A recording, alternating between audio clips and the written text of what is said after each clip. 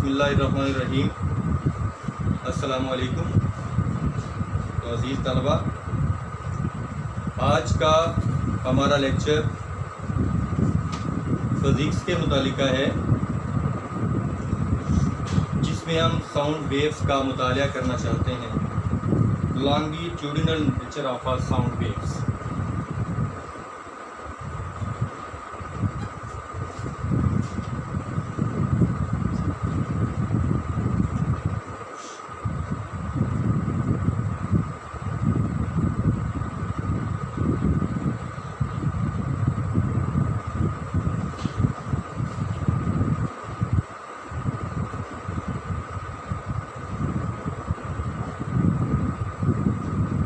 Sound waves compressional waves की एक example है।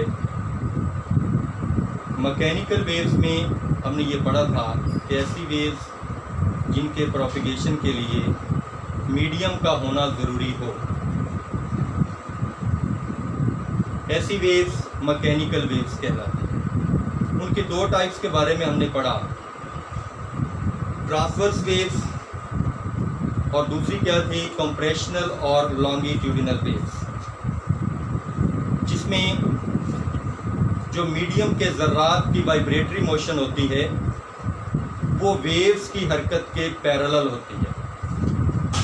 आज हमें ये बात प्रूव करनी है कि जो साउंड वेव्स हैं उनमें मीडियम के ज़र्रात की जो वाइब्रेटरी मोशन है वो वेव्स की डायरेक्शन के पैरेलल है या नहीं है, इसको प्रूव करना है।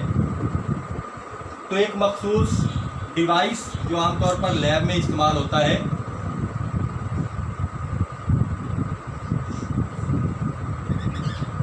जिसको ट्यूनिंग फोक कहते हैं,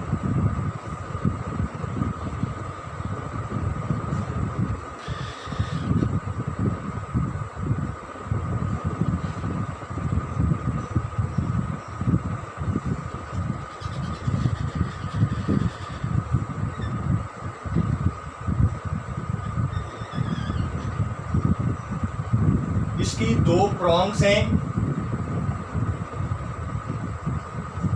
प्रॉन्ग्स का मतलब होता है शाख, यानी इसकी दो शाखें हैं, इस वजह से इसको सर दो शाखा भी कहते हैं। जब इसको रबड़ पैड पर मारा जाता है, रबड़ पैड इस तरह का एक सॉलिड सा टुकड़ा होता है, जिसके ऊपर जब इस प्रॉन्ग को इस तरह से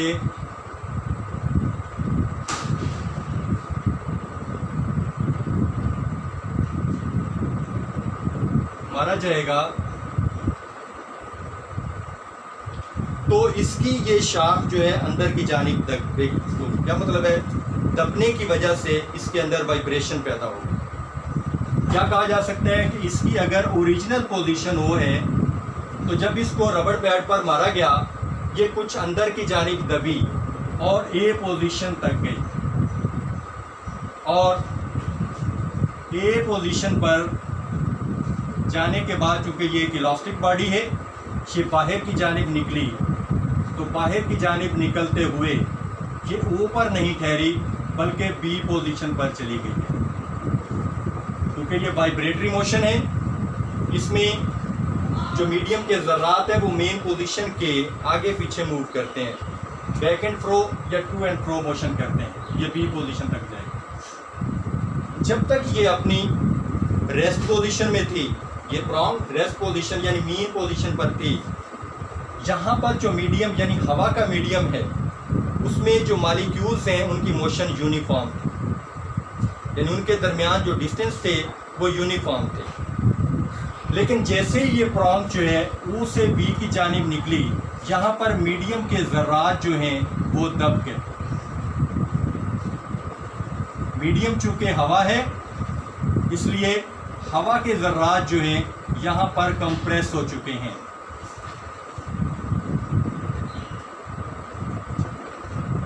कंप्रेस होने की वजह से हमने इसको कंप्रेशन यानी सी कह दिया। हवा के ज़रात दब चुके हैं।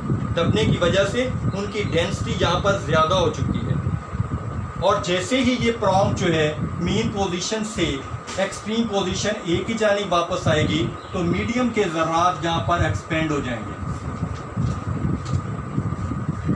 क्योंकि उनका एरिया यहाँ पर इंक्रीज हो चुका है और मीडियम के ज़रात जो हैं यहाँ पर फैल चुके हैं, एक्सपेंड हो चुके हैं। इस पोजीशन को हम रेयरफेक्शन कहेंगे। और जैसे ही ये प्रॉन्ग जो है वापस फिर बी पोजीशन पर आएगी तो मीडियम के ज़रात फिर दब जाएंगे। मीडियम के ज़रात दबने की वजह से ये फिर एक दूसरे के करीब आ जाएंगे।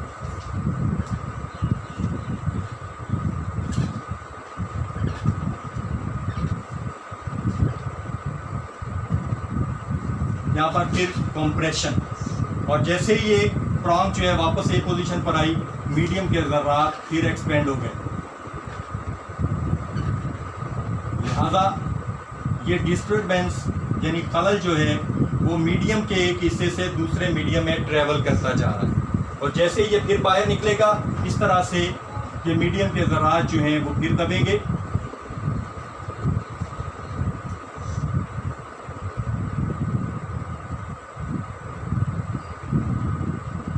और कंप्रेशन जो है वो प्रोड्यूस होगा।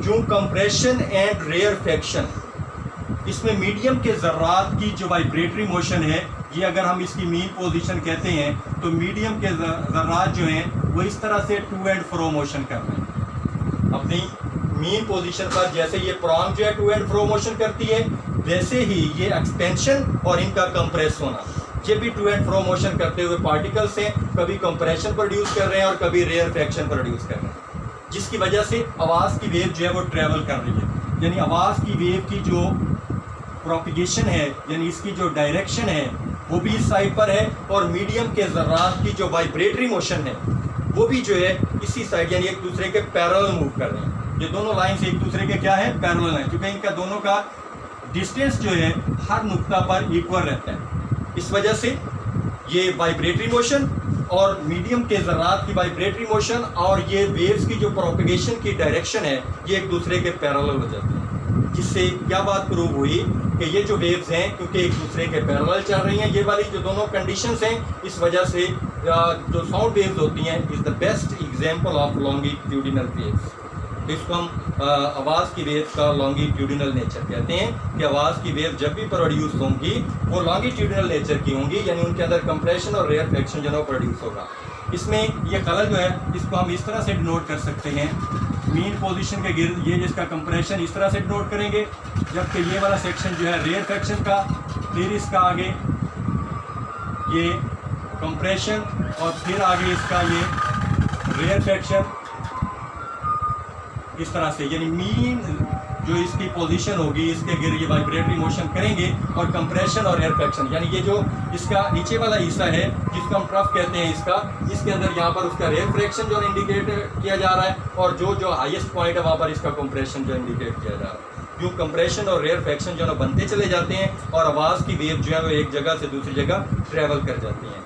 जो मीडियम में से गुजर कर आवाज़ की वेव जो है हमें सुनाई देती है। आवाज़ की वेव्स के गुजरने के लिए मीडियम का होना ज़रूरी है।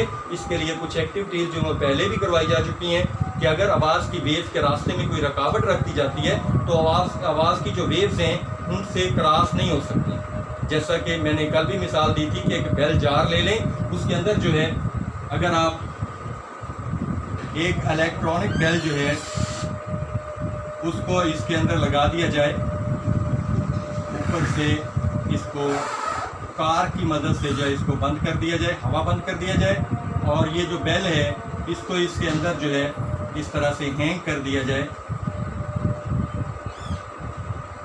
तो इसकी ये जो पेंडुलम की हरकत है ये बात से यानी शीशे का जार है तो इसमें से ये नज़र आएगी। इसको यहाँ पर हवा बंद कर दिया गया है, अंदर की हवा बाहर और बाहर की हवा अंदर नहीं जा रही। जब हम इसको बाहर जो है एक बोर्ड देते हैं उसके ऊपर जो है इसके बटन्स मौजूद हैं दोनों, तो जैसे ही हम बटन को प्रेस करेंगे इसमें जो बेल जार है यानी ये जो बेल जार के अंदर लगी हुई है ये हमें ऑपरेट करती हुई दिखाई तो देगी, लेकिन इसकी आवाज़ जो है बाहर अगर कोई फ़र्द जो है वो सुनना चाहेगा तो उसको इसकी आवाज़ जो है वो सुनाई नहीं देगी, यानी अपने वो कानों को अगर यूज़ भी कर रहा है तो उसको ये आवाज़ सुनाई नहीं देगी। क्यों नहीं देगी? क्योंकि आवाज़ की वेव्स के गुजरने के लिए मीडियम का होना ज़रूरी है।